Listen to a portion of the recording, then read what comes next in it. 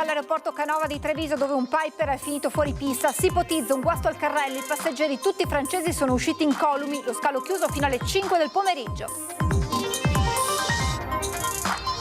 Ancora paura nel pronto soccorso dell'ospedale di Mestre, un paziente ha dato in escandescenze minacciando il personale con uno scalpello e lanciando una sedia.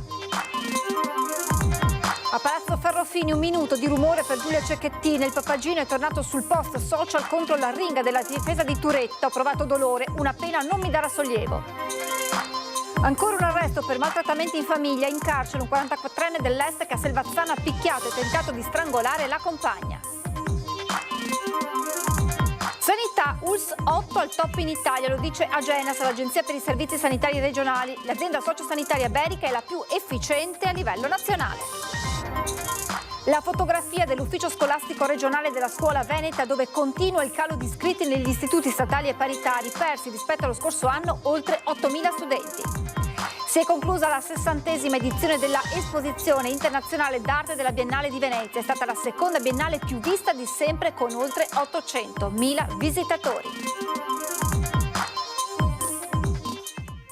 Edizione regionale dei telegiornali di Antena 3. Buonasera e ben ritrovati. Lo avete sentito dai titoli in primo piano quanto accaduto, una tragedia sfiorata nella tarda mattinata di oggi all'aeroporto Canova di Treviso, dove un Piper è finito fuori pista. Si ipotizza un guasto al carrello. I passeggeri, tutti francesi, sono usciti incolumi dall'incidente. Ferito lievemente il comandante. Le indagini sono in corso e riesplode la polemica sulla sicurezza dello scalo rimasto chiuso fino alle 17. La procedura di emergenza al Canova di Treviso è scattata nella tarda mattinata su uno scalo ancora parzialmente avvolto dalla nebbia. Sono da poco passate le 11 quando un Piper turistico proveniente dalla Francia finisce nel gergo tecnico fuori pista nella sua fase di atterraggio. Le immagini sono inequivocabili e parlano di una tragedia sfiorata. A bordo infatti ci sono 4 persone più il comandante, tutte francesi. Sul posto arrivano subito polizia aeroportuale, sanitari, vigili del fuoco. Seppure sotto shock i passeggeri escono incolumi dal velivolo, il sospiro di sollievo è collettivo. Il comandante è l'unico a riportare qualche graffio alla mano. Uomini e mezzi si devono occupare di mettere in sicurezza la pista e avviare i rilievi del caso per capire la dinamica dell'incidente. I sospetti si concentrano sul possibile mancato azionamento del carrello di atterraggio. Chi conosce bene lo scalo ha pochi dubbi. L'aereo ha sbandato totalmente, poi c'è da vedere se un problema meccanico dell'aereo oppure erano le condizioni della pista che non erano in grado di sostenere un atterraggio. È una sbandata tremenda. Posso pensare che venendo da quinto ha fatto un testacoda. Contemporaneamente il Canova viene chiuso, sospesi arrivi e partenze. Tra i primi a saltare è il volo per Bruxelles.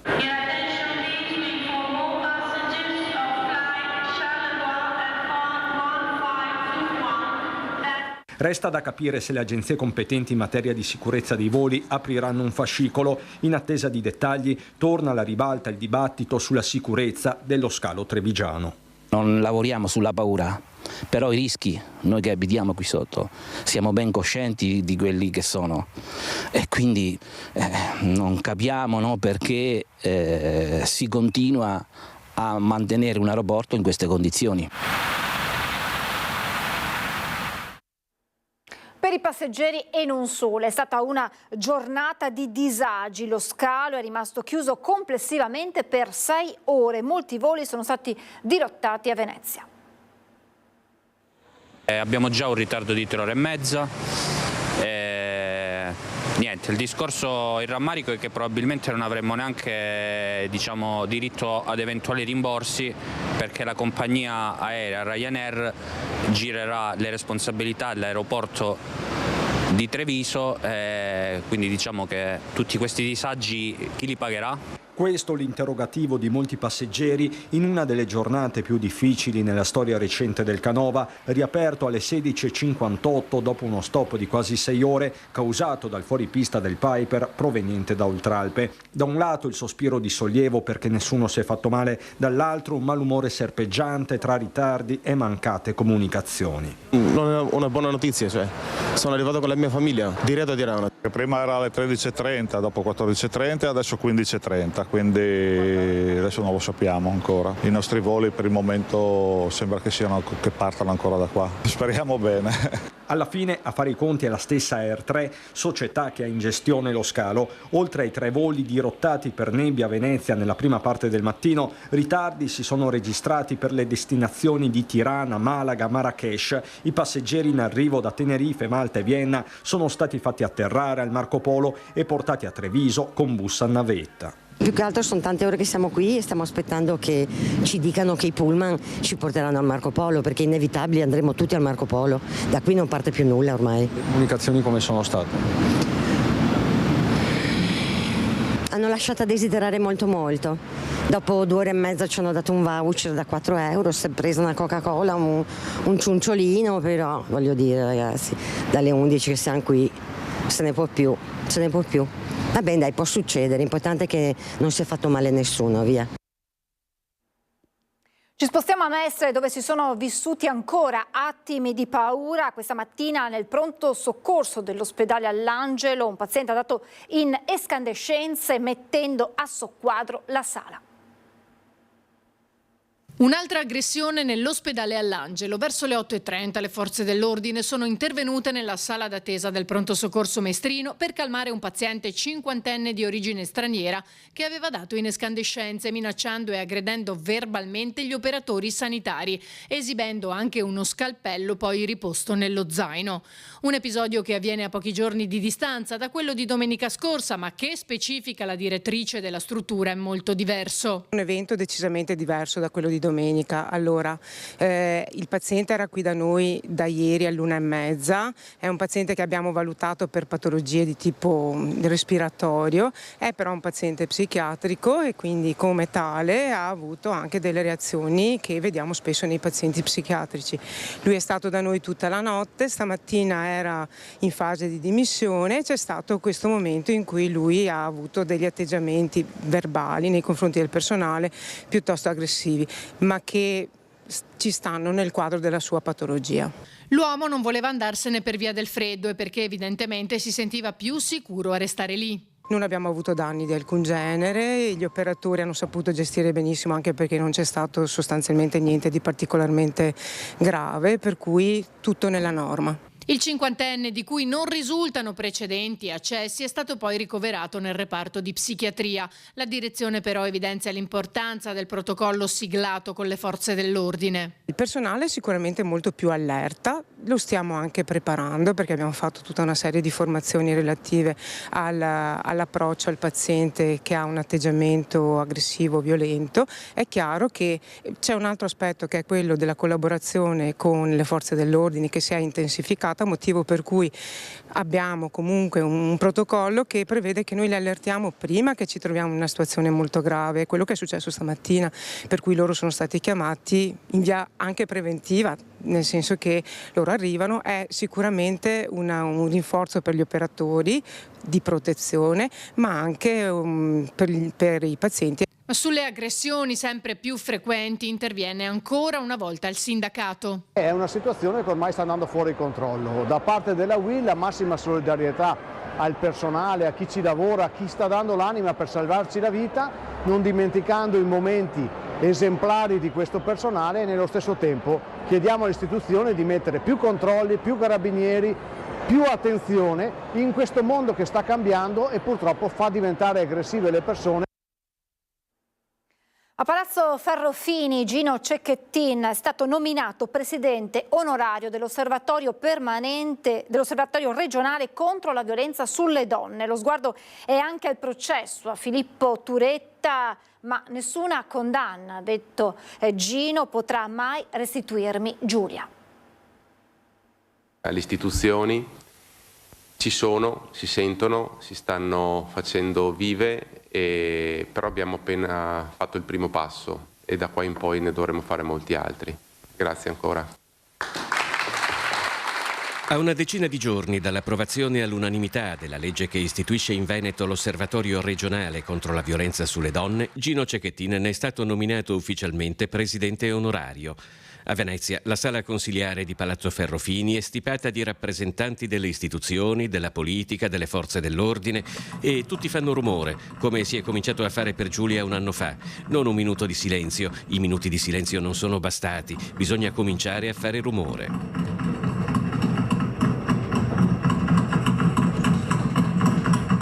Gino Cecchettin siede al centro dei posti usualmente riservati agli assessori e al presidente della giunta regionale. Davanti a lui una poltrona rossa e una rosa bianca e il volto sorridente di Giulia. Dal suo dramma è partita una mobilitazione che si è estesa a tutta Italia. C'è più consapevolezza verso questo tipo di tematica, verso la violenza di genere, e il parlarne ha fatto sì che il problema venga a galla, ci sia più consapevolezza da parte di tutti, anche delle istituzioni. Questi però sono anche i giorni in cui a Venezia si celebra il processo a Filippo Turetta. Dopo l'arringa della difesa, Cecchettin si è sfogato sui social, sostenendo che nell'esercizio di questo diritto sarebbe importante mantenersi entro un certo limite dettato dal buonsenso e dal rispetto umano. Travalicarlo rischia di aumentare il dolore dei familiari della vittima. C'è stato un momento in cui mi sono sentito particolarmente offeso, addolorato, ecco. E su quel post penso sia scritto tutto.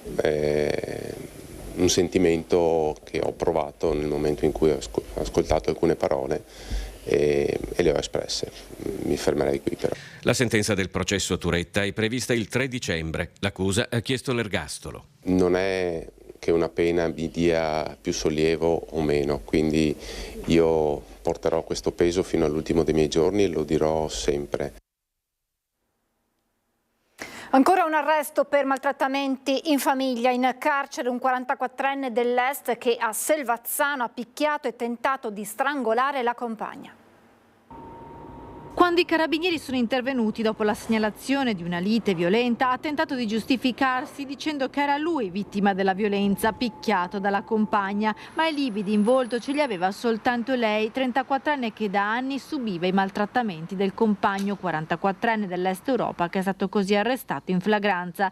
È accaduto a Selvazzano, i carabinieri sono intervenuti in un appartamento. La 34enne ha raccontato che per timore di essere ancora una volta picchiata dal marito si era rifugiata in camera da letto, chiudendosi a chiave, ma il 44enne l'aveva inseguita, sfondando la porta e aggredendola a calci e schiaffi e stringendole le mani al collo, tentando di strozzarla. Il suo volto era pieno di ecchimosi. La donna ha raccontato che da 3 anni subiva violenza fisica e psicologica e viveva in un perenne stato di ansia e paura, ma non aveva mai avuto il coraggio di denunciare il suo aguzzino. Visti i precedenti, l'uomo, che era già stato sottoposto alla misura cautelare del divieto di avvicinamento all'ex moglie, è stato arrestato. Aveva sequestrato una persona per avere il riscatto dalla sua famiglia. La squadra mobile di Venezia ha arrestato una donna che sconterà una pena di 4 anni e 6 mesi. La polizia ha arrestato a Mestre una donna straniera su cui pendeva un ordine di carcerazione emesso dal Tribunale di Bologna per sequestro di persona a scopo di estorsione. Dovrà scontare una pena di 4 anni e 6 mesi di reclusione. I fatti risalgono al 2022, quando la donna, insieme a 2 connazionali, avrebbe fatto irruzione in casa della vittima a Rimini, prelevandola con la forza e portandola a Mestre. In seguito avevano contattato i familiari chiedendo una somma di denaro per la sua liberazione. Le indagini della squadra mobile di Venezia avevano accertato che la richiesta estorsiva sarebbe stata originata dalla collaborazione lavorativa tra la vittima e un connazionale attivo nella compravendita online di prodotti griffati, che dopo aver ricevuto ingenti somme a pagamento per i prodotti di lusso richiesti si sarebbe reso irreperibile senza consegnare la merce. A quel punto le 3 acquirenti, che avevano già effettuato il pagamento per la merce lussuosa richiesta senza averla però mai ricevuta, avrebbero tentato di recuperare il denaro perso tramite la famiglia della vittima, sequestrandolo. All'epoca dei fatti, le indagini della squadra mobile, in collaborazione con i colleghi di Rimini, Bologna e Como, avevano permesso di individuare l'abitazione di Mestre dove era segregata la vittima e poi liberarla con conseguente arresto delle 3 donne. Parliamo adesso di sanità con l'analisi di Agenas, l'Agenzia per i Servizi Sanitari Regionali, ULSS 8 al top in Italia. L'azienda sociosanitaria Berica è la più efficiente a livello nazionale. Sanità, Vicenza prima in Italia con l'ULSS 8 Berica. Lo dice la classifica Agenas, l'Agenzia Nazionale per i Servizi Sanitari Regionali. I migliori livelli di performance in Italia nel 2023 sono quelli dell'azienda sociosanitaria Berica. Seguono ATS Bergamo e ancora una veneta, l'ULSS 6 Euganea. Questo è il podio, poi c'è l'ULSS 1 Dolomiti. Quindi il Veneto piazza ben 3 aziende sociosanitarie ai primi 4 posti. Quinta l'ULSS Bologna. Tutto ciò in una classifica che prende in considerazione tutte le 110 aziende sanitarie locali italiane e si basa sulla valutazione statistica di 34 indicatori classificati in 6 aree: prevenzione assistenziale distrettuale, assistenza ospedaliera, sostenibilità economico-patrimoniale, investimenti e mortalità evitabile.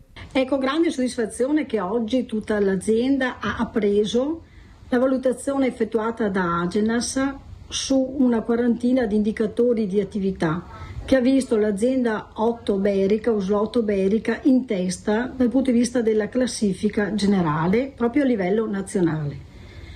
Sicuramente è un lavoro di squadra, un lavoro che richiede un impegno quotidiano ed è proprio per questa ragione che ringrazio tutti i professionisti che ci consentono di poter vivere questi momenti di grande soddisfazione per i risultati raggiunti.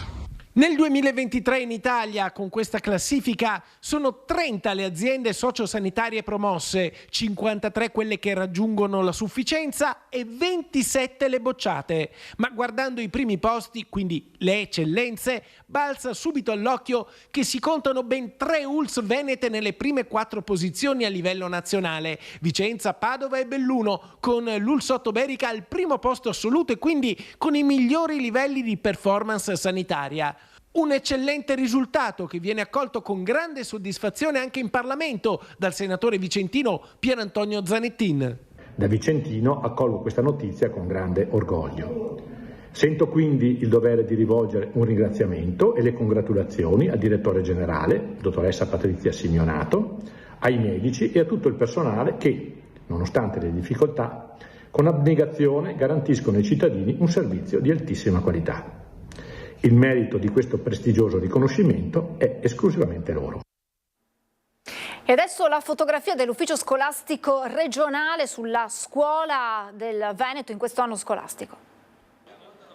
Cresce la denatalità e la prima conseguenza è la diminuzione di alunni iscritti nelle scuole del Veneto. Lo dimostrano gli ultimi dati diffusi dall'ufficio scolastico regionale e relativi all'anno scolastico in corso. Sono 548.125 i ragazzi che frequentano gli istituti statali contro i 556.214 dell'anno 2023-2024, con una differenza di 8.089 iscritti. L'emorragia maggiore nella Marca Trevigiana oggi sono 101.238 gli alunni, un anno fa erano 103.707, 2.469 in meno. Andamento simile nelle scuole paritarie. Per l'anno scolastico 2024-2025 gli studenti sono 91.821, erano 93.979 12 mesi fa, ne mancano all'appello dunque 2.158. In provincia di Treviso in un anno sono stati persi 409 alunni, erano 20.204, oggi se ne contano 19.795. Studenti in meno che inevitabilmente si traducono in classi che vengono a mancare, erano 27.420 nello scorso anno scolastico, oggi sono 27.196 con 224 sezioni sparite. Resta invece pressoché invariato il numero medio di alunni per classe, qualche lieve differenza nella secondaria di primo grado. Un'ultima curiosità riguarda la tipologia di scuola superiore scelta dagli studenti di prima. Continuano a diminuire gli iscritti ai licei, mentre inversione di tendenza rispetto allo scorso anno scolastico per i tecnici quest'anno con saldo positivo rispetto al 2023-2024 e per i professionali in calo rispetto ad un anno fa. Si è conclusa facendo registrare un grande successo di pubblico, 800.000 visitatori, la 60ª esposizione biennale più vista di sempre, con un aumento di pubblico del 19% rispetto all'edizione, scusate, è stata la seconda biennale più vista di sempre, con un aumento di pubblico del 19% rispetto all'edizione pre-Covid del 2019, 331 artisti, una media di circa 3.300 visitatori giornalieri tra i giardini e l'Arsenale. Grande soddisfazione per il presidente Pietrangelo Buttafuoco e per il direttore che naturalmente celebrano questo importante traguardo della Biennale d'Arte di Venezia, Stranieri ovunque, diretta da Adriano Pedrosa. E con questa notizia termina questa edizione del nostro telegiornale. Grazie per averci seguito, buon proseguimento di serata.